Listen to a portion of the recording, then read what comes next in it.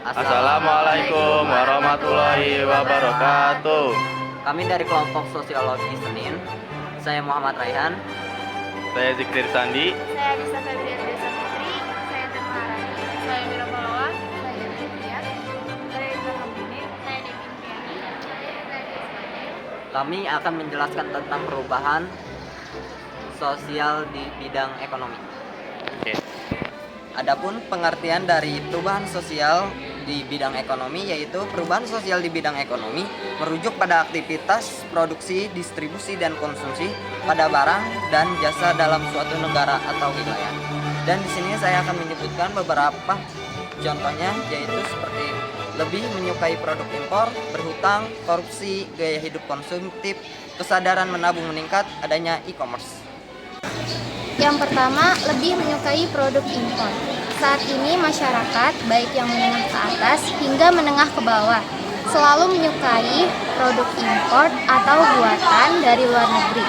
Meskipun beberapa dari mereka ada yang ditiru atau KW, barang imitasi.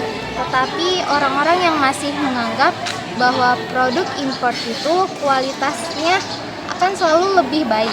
Padahal pemikiran seperti itu tidak selalu benar.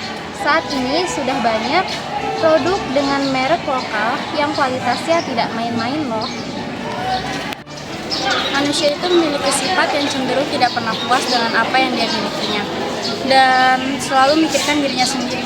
Hal tersebut makin lama menumbuhkan budaya korupsi yang tentu saja sangat merugikan negara dan orang lain. Hampir sama seperti poin sebelumnya, kebanyakan orang yang melakukan korupsi itu demi gaya hidup hedonisme. Adapun kesadaran menabung meningkat. Walaupun perubahan sosial dalam bidang ekonomi itu justru memberikan dampak regres atau kemunduran bagi masyarakatnya, tapi juga ada banyak kemajuan yaitu kesadaran masyarakat untuk menabung semakin meningkat.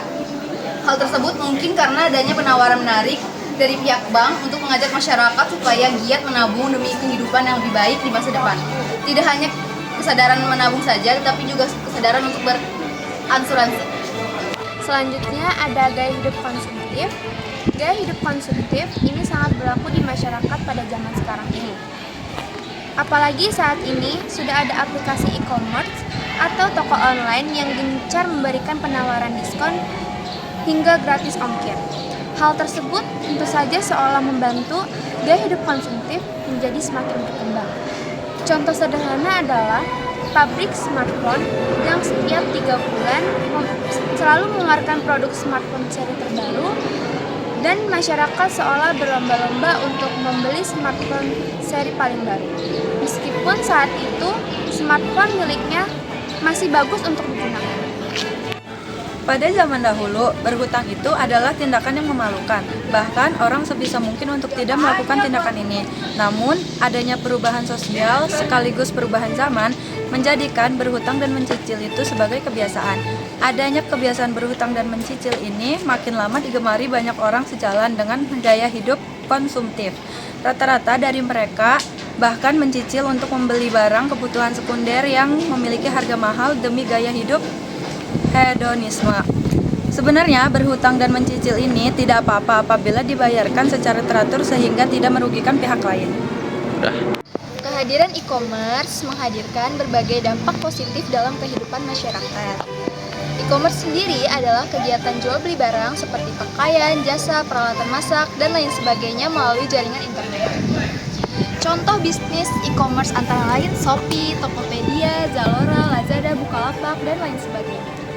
Kehadiran e-commerce memicu kreativitas di kalangan masyarakat dalam bersaing.